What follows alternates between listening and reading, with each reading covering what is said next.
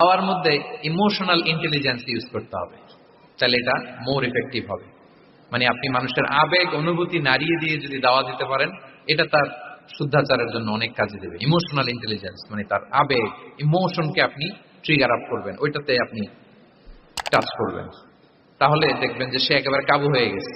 এটা রাসূল সাল্লাল্লাহু আলাইহি ওয়াসাল্লামের সিরাতে আমরা অনেক সময় দেখেছি যে ইমোশনাল ইন্টেলিজেন্সকে কাজে লাগিয়ে রাসূল সাল্লাল্লাহু আলাইহি ওয়াসাল্লাম তার আবেগ অনুভূতিতে এমন ভাবে নাড়া দিয়েছেন, তাকে আল্লাহ তাআলা হেদায়েতের রাস্তায় নিয়ে এসেছে। সুবহানাল্লাহ।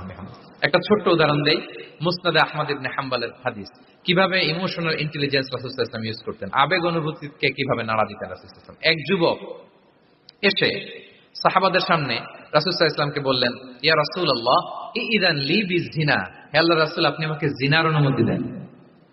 নাউযুবিল্লাহ। কিসের? জিনার মানে ব্যভিচারের অনুমতি দেন। ব্যভিচার